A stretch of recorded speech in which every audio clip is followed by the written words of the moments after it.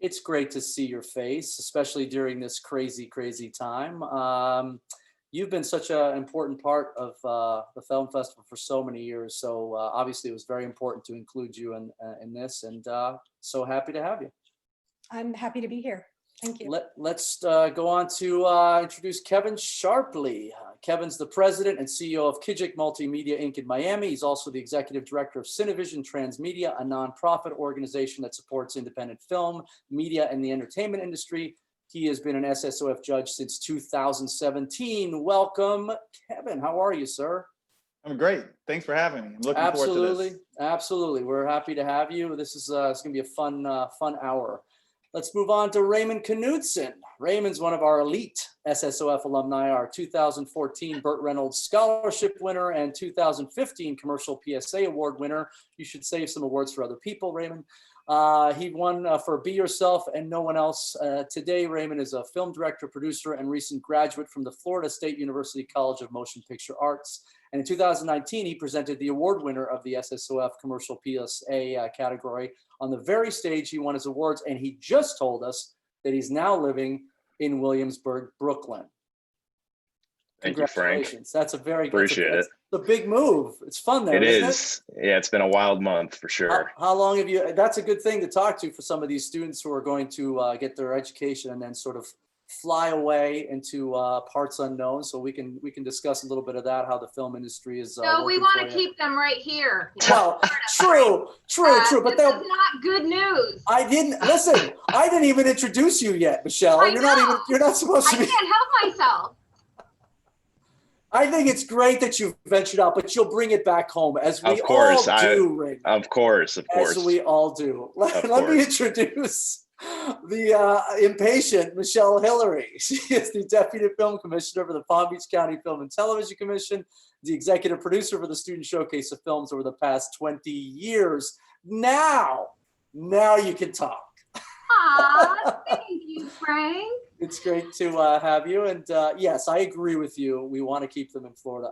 Absolutely. But it's great to see students not only flourishing from the festival, getting their education, and then bringing it to the rest of the world as well. And then hopefully coming home with that experience. I think you probably agree with that. Raymond, he's already been giving back here in Palm Beach County. So while he may fly away for a little while, we hope to reel him back in here very soon. That's right. Just like all the birds, they always go down south eventually.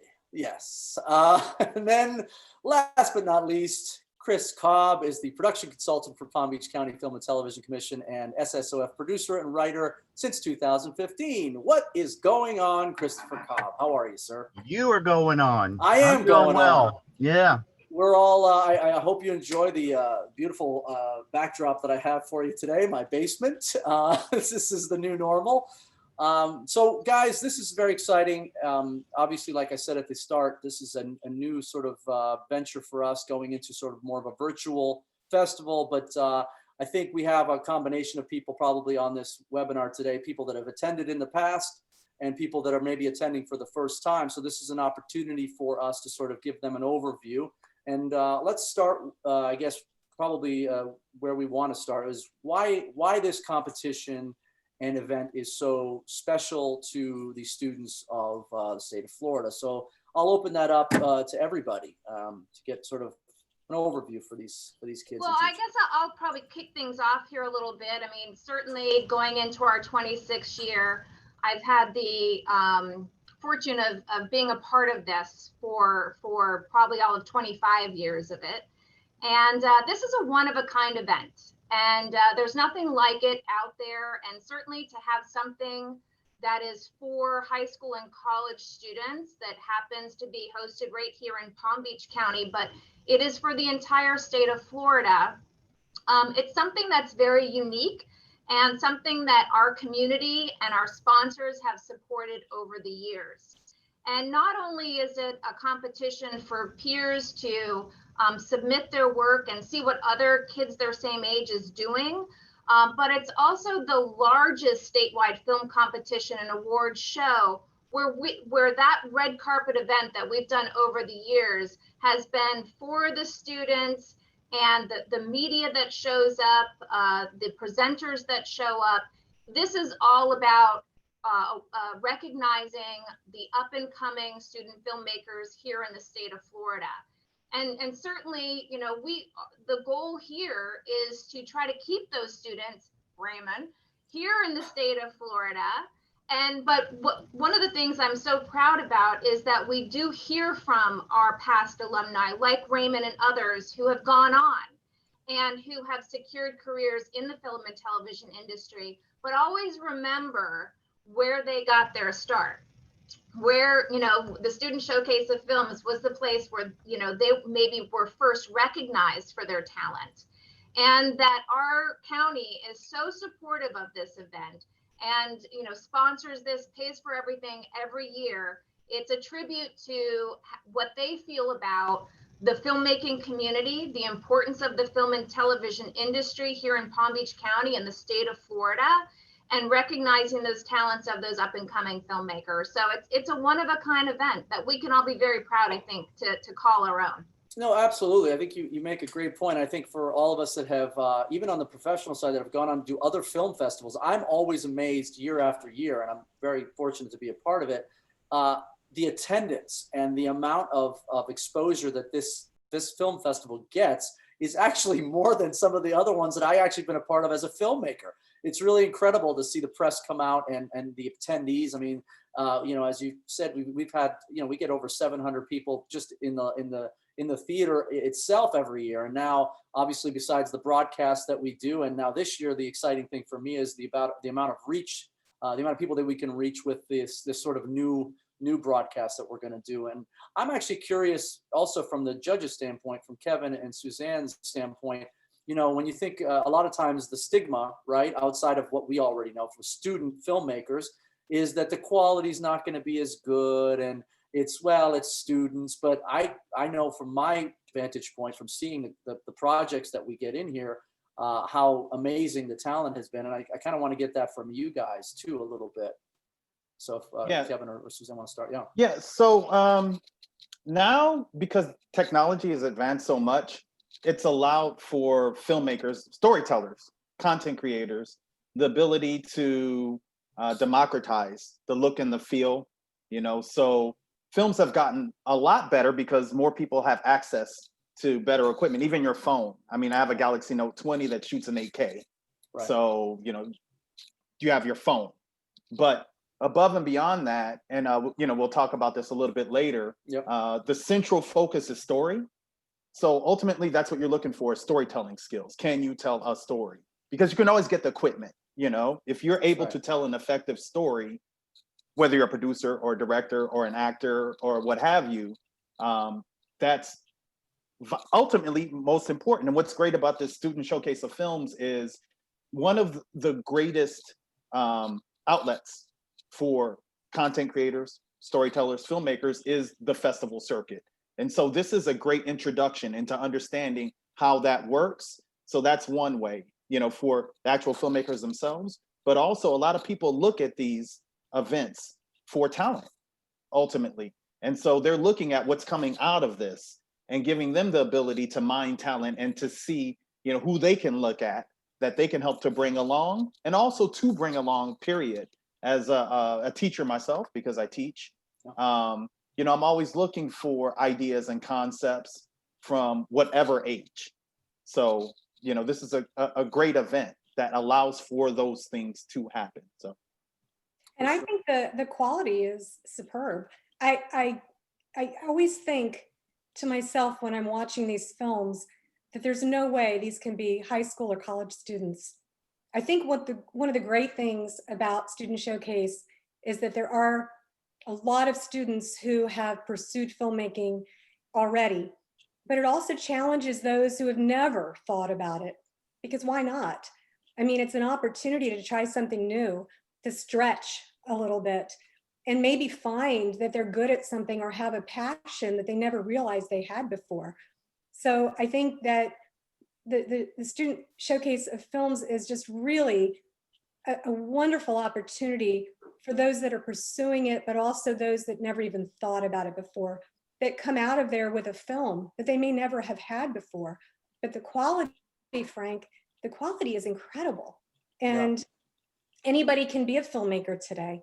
I mean, just like Kevin said, you can shoot a film on your phone, and people think that a film has to be, you know, a long 25, 30, 90 minutes long. You can do an amazing film in 5 minutes, and 5 minutes is a long time. It Sure. really is. When you put a film together, you can tell. I mean, if you think about commercials on TV, those are stories. Those are little films in 30 seconds, 60 seconds, 90 seconds.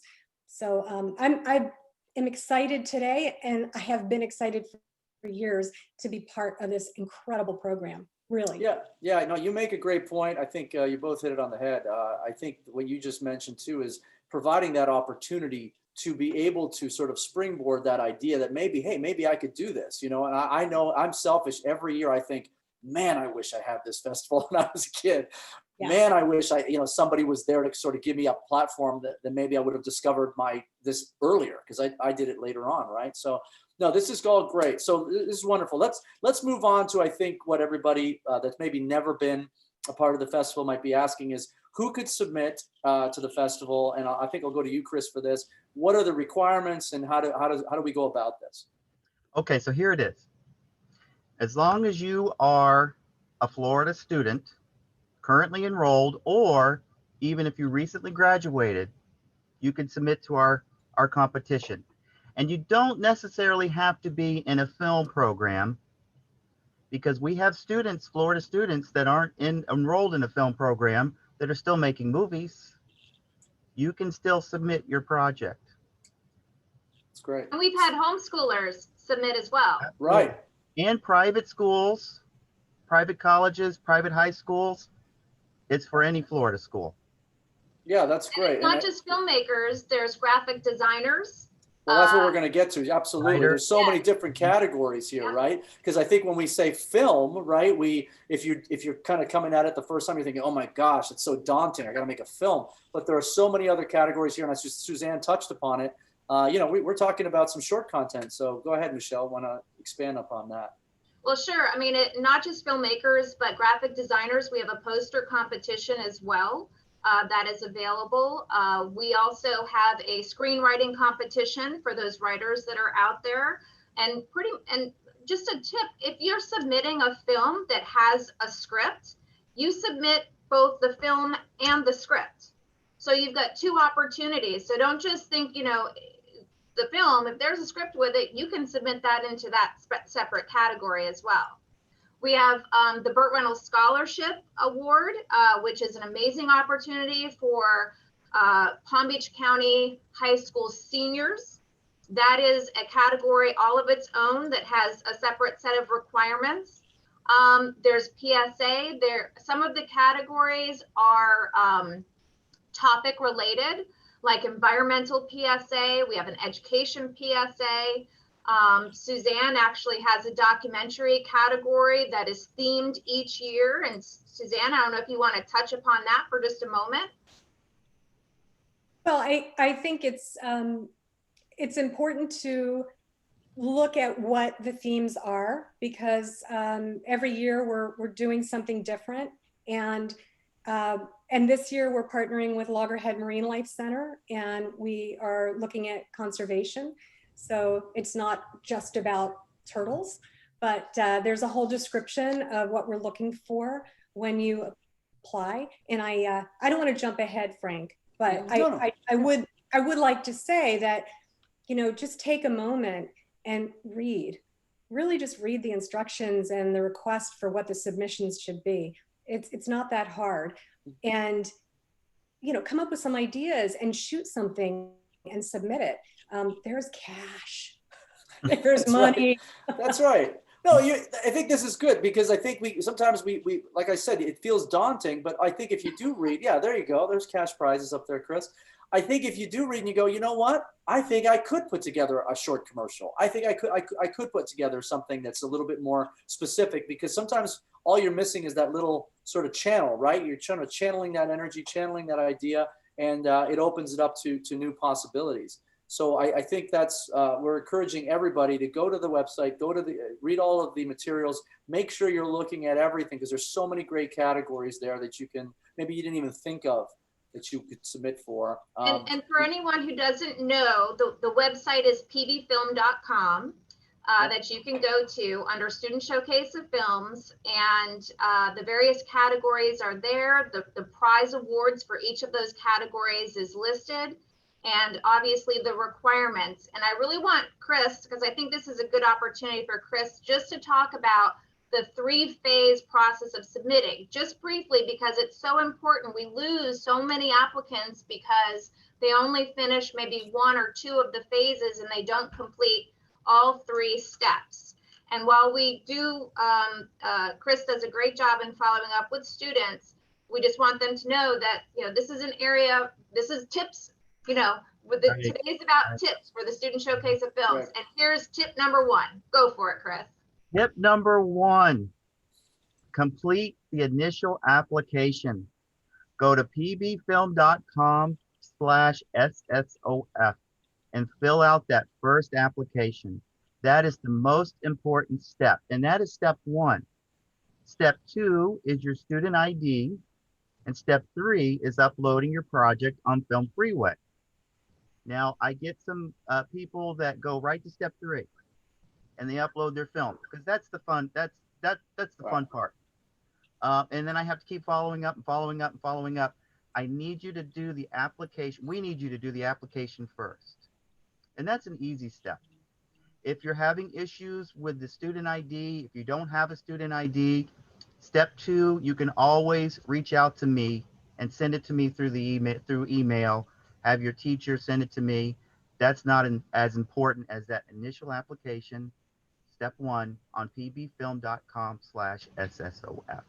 Well, so there you go, guys. It's not just about the film. Before we can get to submitting the film, just read that documentation. Make sure you're following all the steps, but they're easy steps. And thankfully, Chris is going to give out his personal number, and you can just talk to him anytime you want from now until whenever the show goes on. He's happy 24/7 to respond to any day or night, any text or calls. Chris is ready. I send so many follow-up emails. We want to give these kids a chance. Absolutely. We don't just let it go. We follow up and follow up and follow up. He's very annoying. Very annoying is what Chris is saying. I annoy the heck out of you.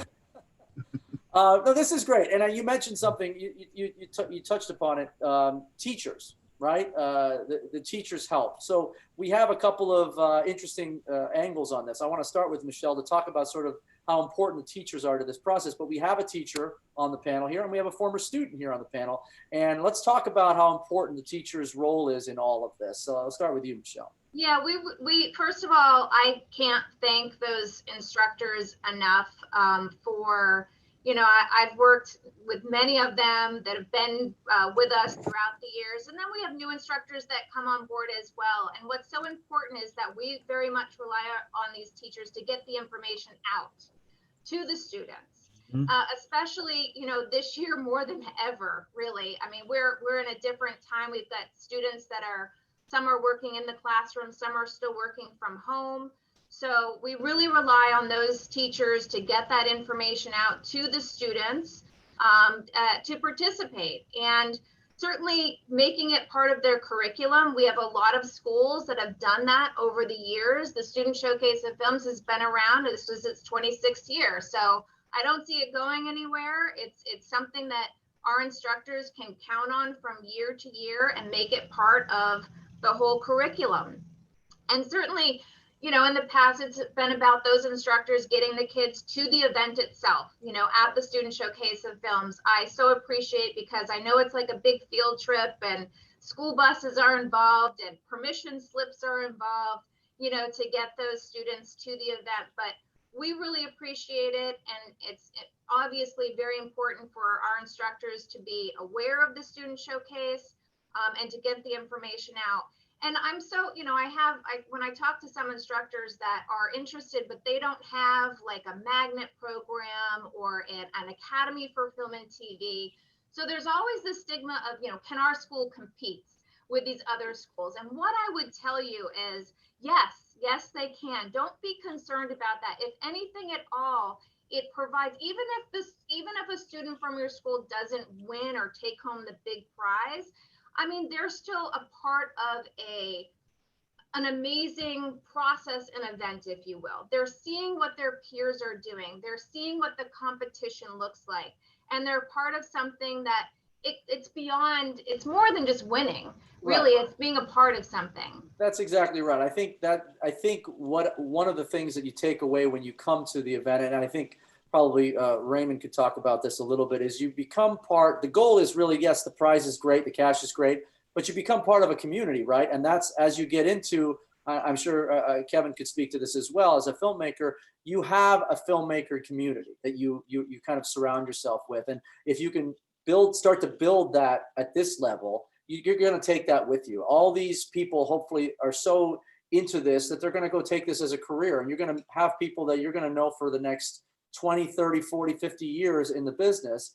And so I think that's one of the things we want to stress here. Yes, it's about winning. Sure, everybody wants to win, but it's really about getting your students to understand that this is a community, and it goes beyond the classroom. It's an opportunity for them to get their work out there, to shine. And also it's okay to compare, to see where they're at, on the level of storytelling and things like that. Like Kevin said, the equipment is aside. It's really, let's see what else is out there. What are other people my age at my demographic doing, right? Kevin, if you want to add something to that as a teacher as well. Yeah, so I just wanted to mention a couple of filmmakers that, and this is to the point of, not having to be a part of a film program. There's a filmmaker by the name of Damien Chazelle. He directed La La Land, but he wasn't a film student at all. His first film was a short film called Whiplash. And Whiplash went on to win the Academy Award as a short, and then it went on to become a feature film. He was actually a jazz student at Juilliard. He had nothing to do with film. So what you see is that this format, which is short films, you can take advantage of it, whether you're part of a program or whether you're not a part of the program. A lot of the information is already out there about how to actually go about the process of making a film and the techniques that it takes and the storytelling techniques. So that's kind of like a starting thing. But I did mention community. Once you understand what the festivals are about, this particular outlet allows you to get your first foray into that. And then you become part of a community, an interconnected community where filmmakers are able to talk to other filmmakers, producers are able to talk to directors, writers are able to talk to cinematographers. And this network not only extends throughout the history of this particular festival, but festivals are connected to other festivals and filmmakers are connected to other filmmakers. So they suggest other festivals to enter, and they suggest other projects, and then you're able to work on other people's projects, and you become a part of a bigger community.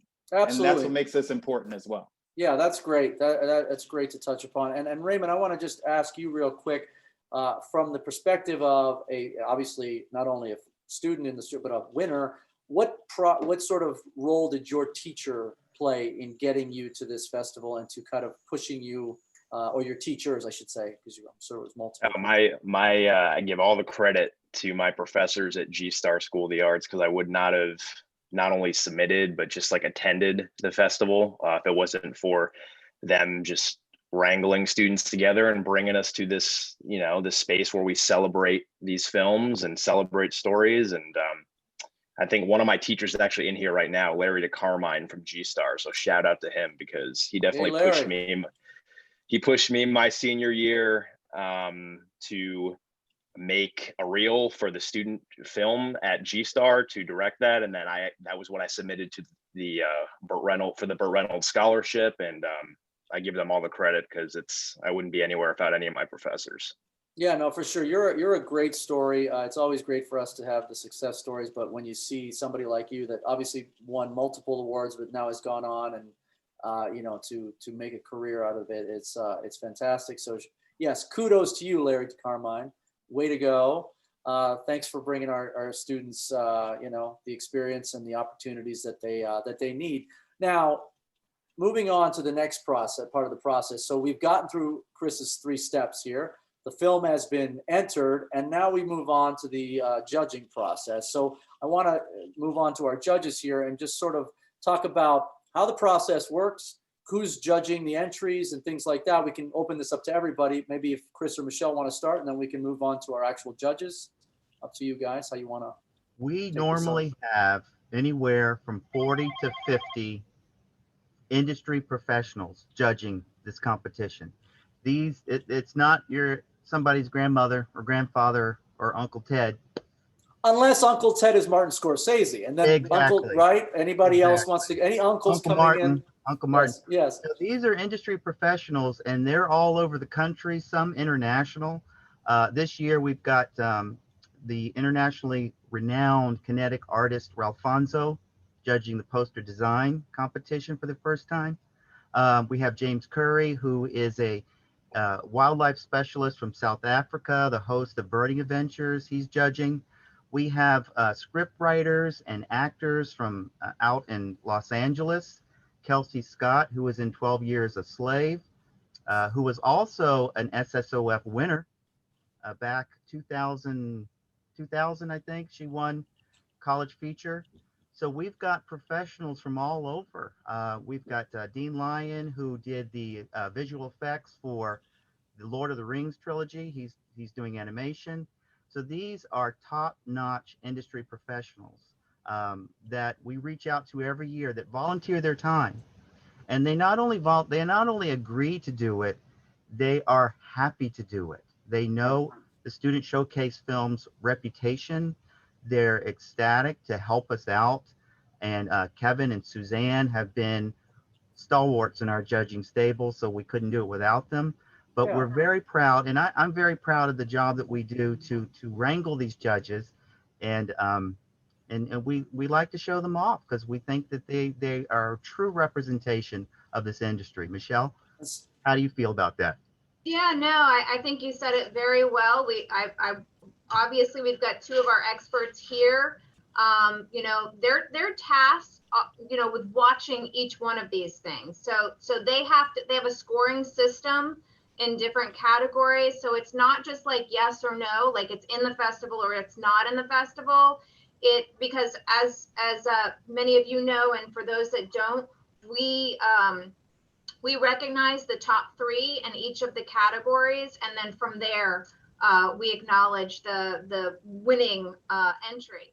But they have to score through a list of categories in each of these categories. So it's not as though, like I said, it's not a thumbs up or it's a thumbs down. They have to go through and watch each one of these things. Right. Well, so let's talk about that. Since we have Suzanne and Kevin here, what do you look for? Like, let's make this a two-parter. We'll put these together. Like, what do you look for in the projects? What are you trying to find from these projects? And and what's the sort of, what excites you about it when you're watching these student projects? So let's get your feel on that.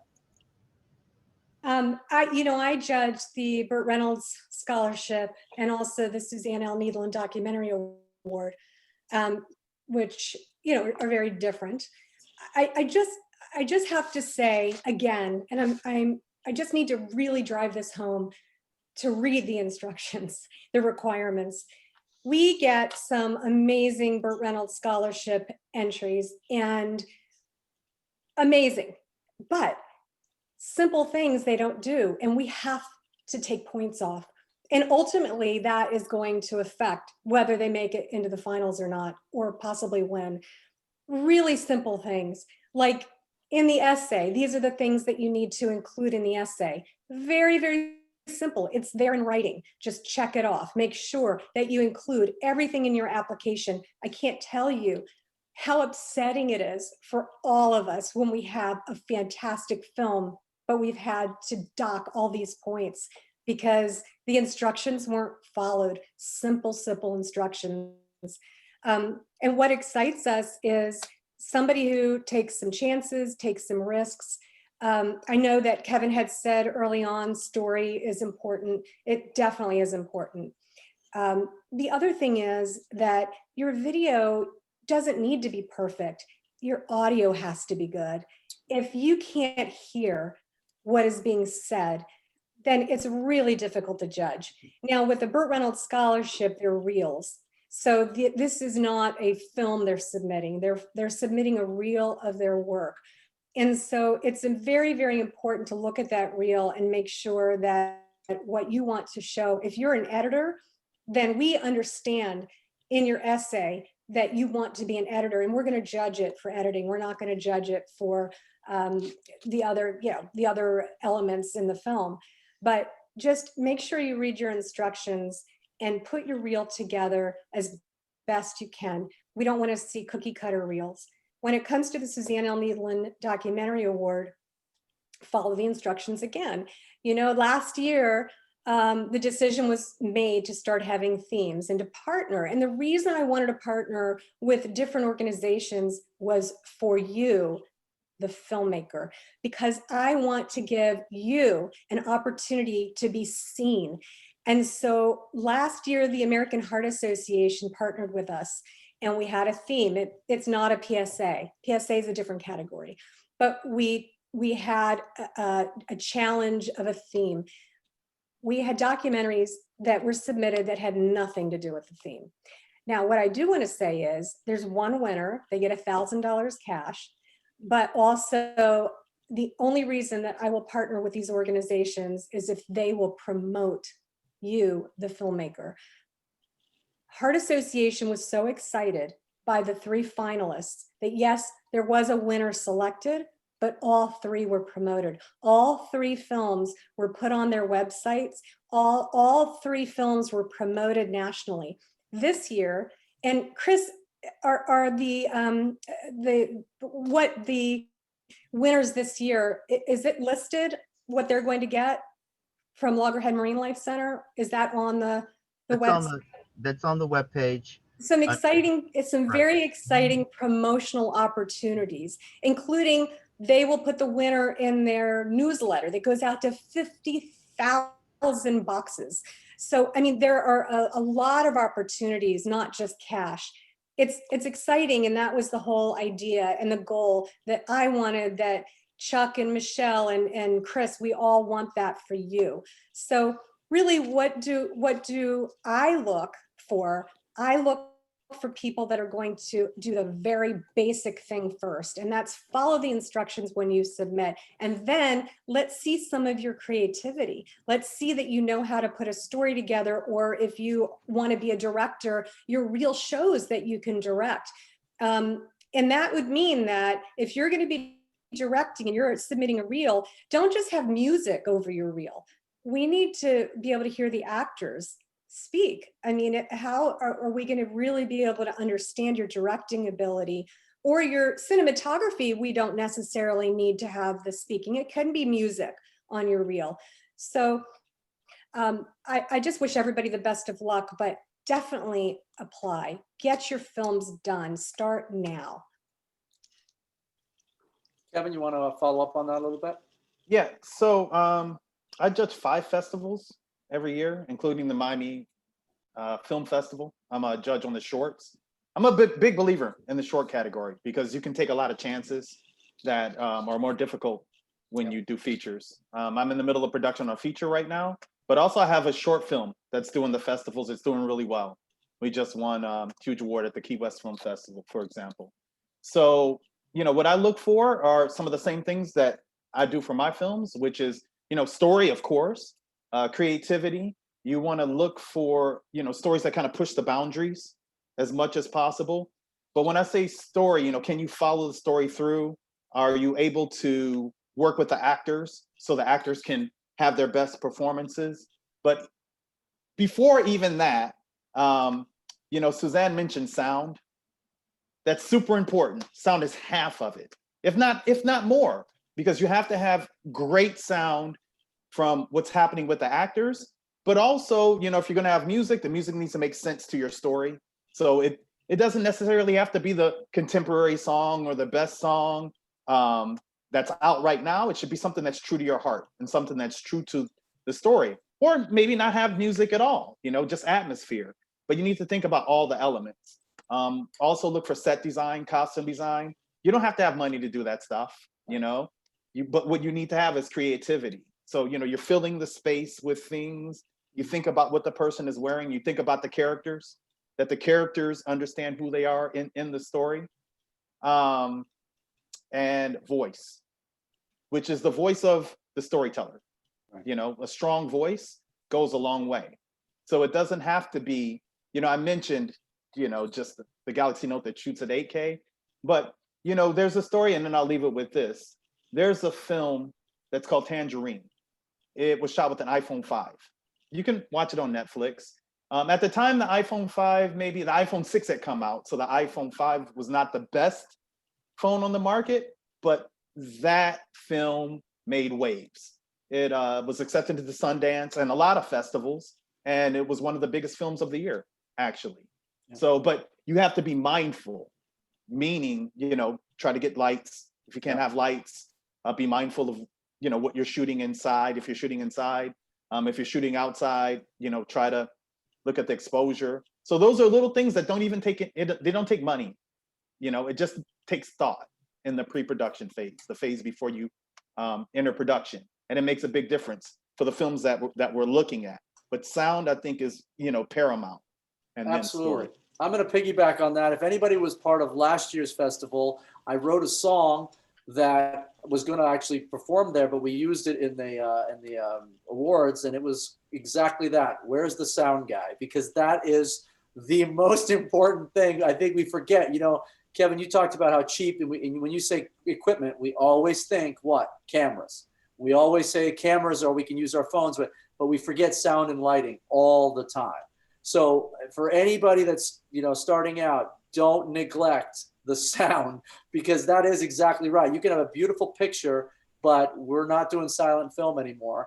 And we need to know what's happening and following that story, because a story cannot be executed, assuming you're doing a story that involves dialogue, and obviously it cannot be executed if we can't see what's happening and we can't hear what's happening. So I love that stuff. Let's move on, because I think Raymond, I want to come to you as a former winner of the festival and somebody that's now moved into the career. Talk to me a little bit about the experience and what winning sort of meant to you, both individually and what it's meant for your career. So let's get a little bit. Yeah, no, it's meant everything, and I can't thank the Film Commission and the festival for believing in me and for giving me the opportunity to tell the stories that I was really excited about. So I would say it kickstarted everything for me, between the Burt Reynolds Scholarship in 2014 and Burt grabbing me on stage and saying, "You're gonna make it, kid." And in 2015, winning Best PSA, the networking at the event was extremely valuable. I still work with people that I've met at the event. And then after graduating from G-Star and Palm Beach State, I interned at the Film Commission because I was already I was very familiar with the film festival, and I just thought, why not try to grow with an organization at home? Everyone was leaving to go to Los Angeles and New York, and I just kind of wanted to try the Florida thing for a little bit. And then I started working with Suzanne on a upcoming Burt Reynolds project. So I was a production assistant on that project. All that led to me attending the film school at Florida State University. And then in 2017, we were assigned to make a documentary about something that, we were passionate about. And first thing I thought of was, what story can I tell in my own backyard? And that brought me to Pahokee, Florida. And I made a documentary about NFL players' charity efforts. That documentary broadcasted on PBS in 2019. And then I graduated from film school, tried the Florida thing for a little bit, and I was going to try to move to I was planning to move to Los Angeles a few months after graduation. And then I get a phone call like a week or two before, based off a recommendation from the Film Commission about a show that was being produced in the same area where I made my documentary in film school, called Fourth and Forever Muck City, which you can stream on Curiosity Stream and HBO Max. And it was about football, charity, community, and I give all that credit to just everything. It was a domino effect. Everything led to one after the next, and now I am living in New York. I moved actually earlier this year, and my friends and I from film school started a production company called Big Blue Pictures, and we made our first post-grad short film called Monkey Bars, which is on the festival circuit. and we are launching that online early next year. And even though I am living in New York, everything that my friends and I developed, Florida was where we grew up. That's where all this growth happened, and that's where we blossomed into who we are today. And I'm producing a short there with some alumni in June, and there's always a project every single year that's going to bring me back to Florida. So even though I'm living in New York, Florida is always going to be home. That's awesome to hear. I think as you watch everybody on the Zoom, you see all the smiles. It's really cool to, because I think I speak for everybody, like we all feel a part of it, right? We all feel a little part of this little journey. And I think everybody that sort of attends the festival, and whether you win or not, we feel like everybody's sort of, those are the tentacles that we've sort of, that spread out from the festival. It's great to see these stories, just the success stories and just the passion. You can tell when I hear you talking about your project, and you can just see the twinkle sort of start to happen. And that's very cool. I think we all appreciate that. We've talked about sort of, it's very easy to say this limitations, I have limitations. We're seeing that right now in our world. I can't possibly make a film. I don't have the right equipment. I don't have the money. I don't have this. I don't have that. And now we're talking about COVID and what do we do now? And I host a show on Monday nights with comedians, and to hear the gamut that they run of, like, I have some comedians, like, I've been sitting at home for 10 months miserable because I don't get to perform. And then you've got other comedians like, I've written the best comedy of my life because I've been home. And so I think we all agree it's possible to create no matter what the circumstances. I think this is for everybody. What do you think, how do you think the COVID and everything working from home right now is going to affect the films and any of the projects moving forward this year? And this is from anybody. Yeah, there's a lot to write about because this is something that's going on. And I can just speak for my company. We're doing a lot of development. So a lot of the things that we were going to shoot, we didn't really have the ability because of what's going on now to shoot those things. But my company also does animation. So animation, you can kind of do that, anywhere. And we have animators around the world that have the ability to do that. But it's a great time to do development, which is and this is with the Hollywood as well. A lot of people are doing development, bringing projects together, putting projects together. It's a great time for writing. And I was gonna kind of piggyback off of what Raymond was saying, because he's just now kind of getting started, but he talked about how he's working with a group of his friends. What you'll find is that when you start to connect with other people, like-minded people in the industry, and as you move up, those are going to be a lot of the same people that you work with as you move forward into your career.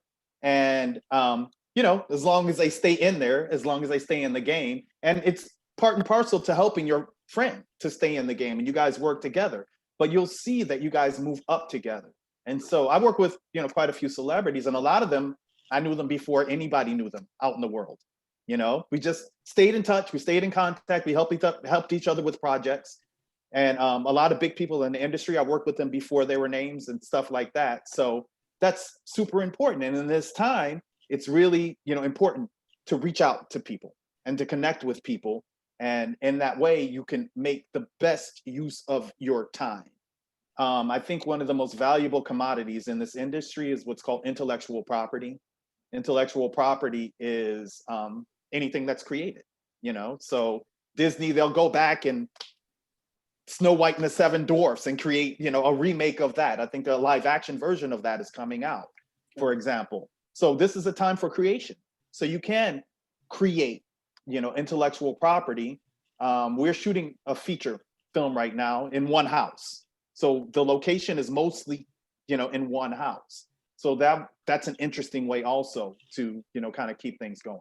Yeah, and I think it's very interesting. I'm gonna piggyback off what you're talking about. As a filmmaker, I think what happens in these times is you get even more creative, right? You have to, sometimes when you're forced to with limitations, the creativity is even broader, because you're like, okay, I can't shoot this, but I could try to shoot this. I could shoot it this way. And all of a sudden you're writing stories you wouldn't have written before. You're filming in ways you wouldn't have filmed before. And I think it challenges you in good ways, and it makes you sort of stronger. right? It opens you up a little bit as a storyteller to go, okay, there's not one way to do this. I can tell a completely different story, you know? And I think that's sort of, I think what we're all saying here is that there's nothing really that'll stop the creativity. I think you're right on the IP, Kevin. Create as much of your content as you can, you know, get down and write, start storyboarding projects that maybe do a little bit more development in the projects. Because sometimes we want to get to shooting so quickly that the pre-production is left hanging a little bit. Pre-production is the most important. Absolutely. So the more pre-pro you do, the more prepared you're going to be once you start rolling those cameras. So I think once you get into filmmaking, you realize quickly, I think when you're a student filmmaker, you go, oh, it's about the shooting. But really, as you become later on, you realize it's about the pre-pro and the post. That's really the work. The shooting is like gone in a minute. And then the real work comes in the front end and the back end. So you can always do that work. And so we encourage all of you to do that. Anything you want to add, guys, on anything else? Yeah, I just wanted to say, you know, filmmaking is also about problem solving.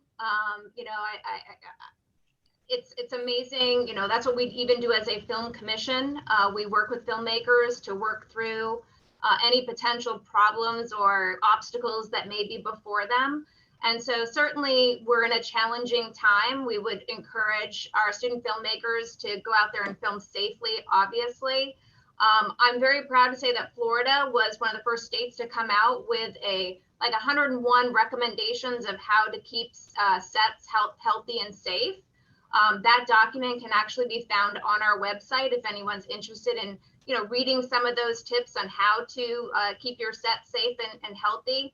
And I don't know, it's going to be interesting. I'm wondering if we're going to have a lot of virus-related themes this year coming in. So it should be interesting. That's funny. I had the same conversation on my show Monday night. I was talking to the comics and I said, you know, everybody's writing COVID comedy right now. The first person to do the first Netflix special is going to burn through all the jokes and no one's going to be able to do COVID comedy after that. So there's going to be this one major big film that'll come out and it's all COVID related. And then everybody's going to be tired of it. And we're going to move back to, you know, more traditional storytelling. So it'll be very interesting to see what happens after this.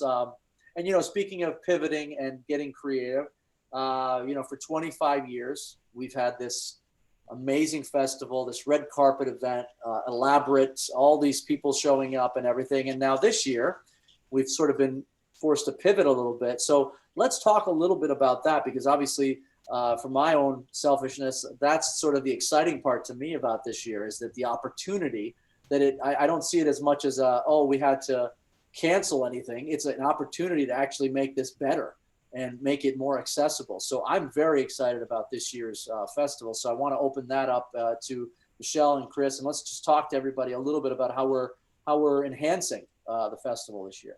Sure. And just briefly, you know, we had to make a decision 3 weeks prior to our 25th annual Student Showcase of Films back in March. Right. And when COVID first became an issue. And I can remember Suzanne saying, do you think that this is going to affect the Student Showcase of Films event? And I thought, no way, no, this is still going to happen. Right. And little did I know I would be eating my words shortly thereafter. So we did pivot. We had such plans for our 25th anniversary, but we still made it work. We did a virtual Facebook watch party, still announcing the winners, and we got our winners to submit acceptance videos that we also included, which was very nice. This year, we have a little bit more of an opportunity to plan. So we are already in the mindset that this year will not be a live show, that we are planning to do a pre-recorded broadcast 1 hour show that we will produce with Frank Licari. And we've already started this process, and we're very excited to put this together for all of our students and their families. It's something that is going to take some work, but we're looking forward to putting the work in. Yeah, I think it's actually appropriate, if you think about it, for a film festival to make the film awards show more cinematic and more filmic. So that's sort of the way we're going to go with it. And I think that's pretty really a cool opportunity. Normally our awards show is more of a theatrical event, right? It becomes a theater, and it's sort of on a stage, and this is giving me and all of us an opportunity to sort of think of it a little bit differently and make it more filmic packages and things like that. So I'm personally very excited. I think it's actually going to appeal to the filmmaker mindset even more than the past. You're not just going to be. It broadens our audience as Absolutely. well, Frank. You know, Yeah. our theater, the last live event was standing room only. We had over 800 in attendance, and now we have an opportunity to expand that reach. Right, and that's amazing, because that also helps not just the festival, but the students, right? They're going to get that much more exposure. More of their friends and family can watch. If you can't attend the festival, in past years, you weren't even able to watch it unless you watched the recap show that we would do. But now everybody can tune in at the same time and experience it with their families. So if you're sitting at home with mom and dad or grandparents or your girlfriend, boyfriend, whatever, you can all sit around and watch it together and experience it all at the same time, which is going to be a very cool event. And that includes teachers, all the students at a school, if they want to support their student from a film department, or other students from other departments, maybe that aren't, like we've said before, that aren't filmmakers, they want to support a student, the whole school can watch together. And that's going to be exciting. So, and I just want to encourage, if anyone has any questions, because we're starting to run out of time and we'll be wrapping up, but if anyone has any questions that they want to put into that chat room, we're happy to answer anything that you may have any questions today. Yeah, we've been so thorough, right? We have been so on the nose that everything has been explained. That's how good this panel is. There's one thing. Oh, tell me, Chris. The submission deadline. Yes, that's coming up. That's definitely coming up. That's coming up. We were gonna take some questions first, and Ryan Dockery, thank you. Yes, we have. Ryan. Thanks, Ryan. It's really nice to get compliments. Everybody on this panel really likes to be lauded with compliments. So thank you, Ryan. That's really all we were waiting for. We're just looking for compliments. But yes, while we wait, if there aren't any questions, let's give them the deadlines for submission and where the students and teachers can go for more details. Chris, go ahead, take it away. Deadline for submission is January 25th of 2021, which is coming around the corner. Normally we open for submissions every year in October. Please go to pbfilm.com/SSOF. All the information is there. That's right. That's right. Simple. Get the films Very in. simple. It's very simple. We make it easy. We make it fun, and hopefully it's a good experience for everybody. Ed, thank you, Ed. Ed is a college instructor saying to us, great presentation. Will this be accessible later on where we can share this with the class? The answer is yes, right? We're recording this. Absolutely, Ed. So we will make this available through the Film Commission. You can watch this with everybody later on. It will be educational as well as entertaining. And I want to, as mentioned earlier, you're not limited. You can enter every single category. Yep. Yes, yes, Absolutely. That's a great point, Suzanne. You can enter multiple categories, multiple submissions, because it's free. It's free. You're limited only by your laziness, is what Suzanne is telling you. So I was going to say imagination, but that too. okay. That too. That too. No, yes, absolutely. Film as much as you can. Get into different categories. Give yourself as much opportunity for the exposure, and obviously to win an award or two. What's the web address for the deadline again? I'm being asked by Rosalie Archer. Chris, give them the web address again. pbfilm, as in Palm Beach, pbfilm.com/SSOF. pbfilm.com. Can you pin that, Chris, in the comment section? I think so. So we'll put that in the comments for everybody. If you missed it, there it is. And is the submission deadline matching across all categories, says Joshua Garcia. Yes. Yes, that includes all the categories. That same January 25th date is for every category. Yes. And let me add, if you're submitting into the poster design competition, as long as your submission is postmarked by January 25th, it is eligible. Gotcha. There's a little ripple. We do the submission process for every submission or just once, is a question from Jesse Pitts. Do they do the submission process for every submission, or is it just one submission? Okay, for every submission is a separate paperwork. Yeah. Mm-hmm. Yep. Yeah, for every project, you have to submit an application. So a little extra work, Jesse, but well worth it. Mhm. Yes. Yes. And And I'd like for anyone, and I want to just put another tip in here for any of our high school seniors that's just okay. for Palm Beach County. I'm just, if you have any desire to remain in this industry as a filmmaker, journalist, that the Burt Reynolds Scholarship application, it's a $5,000 scholarship. And so I encourage you to submit, read the instructions, and a little tip is in the essay to the committee, when it asks about need for the scholarship and also what your future plans are, just a tip, but if you're going to remain in this industry, that's kind of important. If you're going to go off and be an engineer, don't tell the committee that. We're looking for people. Right. We want to invest in students who are looking at a future career in the industry. Right. So just a little, Michelle's tip. That's right. As much as we appreciate electricians, Of course, we need them. We need the electricians, but for this, we're really looking to invest in the filmmakers. That's right. And know who Burt is. That's Do right. a little bit of research, because which won't be that hard. It won't be that hard to find out who he is. It's all on the checklist. Just That's go right. through the checklist. John Lockhart, who was a past Burt Reynolds Scholarship winner, he's watching today. Yes. And he said it's absolutely life-changing. And I know Raymond can attest to that too. Yep. Hi, Jonathan. I put the link to Burt Reynolds Scholarship page in the chat because there is a little bit lengthier process to that. You have to make sure that you have everything in for that scholarship, including your recommendation, including your demo reel, including your letter to the committee. That's right. So make sure that they follow all those steps. And I do have a quick thing here, maybe unrelated to what we were just talking about, but I will answer Jeffrey really quickly. Jeffrey's asking, where's a good place to look for jobs or internships during the pandemic in the film industry? I'm sure he can go to the Palm Beach Film website, right? pbfilm.com, and look there and get some information on that as well. So there you go, Jeffrey. I can make a suggestion. Yes, there's a lot of Facebook groups, a lot. So, and that's part of the job of being in the industry. It's a tough industry in that there's a lot of work, so you have to do a lot of legwork and a lot of things yourself. Oftentimes people aren't going to tell you what to do. Right. So you have to do the work.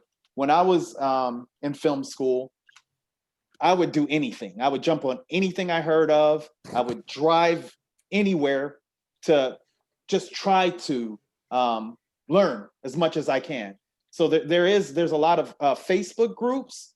And then, of course, your film commissions, they have a lot of outreach. And then, of course, internally, you can do a lot of things yourself because constant elevation causes expansion. So the more work that you do, the more things that you do, it attracts work. So I can't reiterate that enough. I have a sticker on my laptop that I look at every day that says hustle harder. And one of the things that I learned as an actor and a writer is that you are the CEO of your company. So if you're looking to create work as a producer, as a director, you've got to keep getting out there. You've got to take every opportunity that you can, always putting your best foot forward. I think that's another thing that we never talk about. The industry is large, but it's also very small. And remember, as you're going up through this, whether it be through school, high school, college, into the world, always putting your best foot forward. The work that you put out should always be the best quality that you can possibly put up. And remember that everybody that you may not think there's anybody right now turns out to be somebody later. And that might be you. And hopefully that's what happens. But always treat people through the business with respect as you're working. We want to reiterate that. Ed has got a long here. Let me just read what Ed is saying before we sign off here. He's working on a project, short documentary series, and he wants to hear the opinion on how to reach more people with the project. Okay, well, Ed, I would say to you, go to pbfilm.com, talk to the Film Commission. Chris can help you with that. Go ahead and message Chris through the website, and I'm sure he can give you all the information that you need on that. Jonathan said, I'm excited to be a part of this seminar and entering my documentary that was filmed entirely in Palm Beach. Very exciting, Jonathan. We look forward to getting that. And the web address again for the deadline, Rosalie, I think Chris put that in the chat. The web address is pbfilm.com/SSOF, and it's January 25th. I think we've done a pretty good job here today, guys. You should feel all very proud of yourselves. It's a pleasure and an honor. And I want to remind everybody watching, we're going to do more of these. This isn't the only one that we're going to do. Our next one will be in a few weeks. We're going to talk about the creativity process, what the judges are looking for. So please look out for the next one. These are all going to be very informative. And again, this is an opportunity for us this year to do things we haven't even done in the years past. So this is giving us an opportunity to reach you personally. And so please tune into those. We'll give you a more in-depth look at what we do here at the SSOF. But I want to thank all of our panelists. Thank you guys so much. Thank you. I want to thank our teachers and students and everybody that tuned in today. And hopefully we will see you on the next one. Thanks, I have one thing to add. Please, Kevin. Frank, you were awesome. Oh, thank you. Thank you. That's You're very awesome, nice. Frank. Thank you. Thanks, Frank. Thank you, guys. Get Thanks for started on your films. As always. Yes. Find your category. You can do it. Absolutely. Absolutely. Looking forward to it, guys. Thank you so much, and we'll see you next time. Thank you. Bye.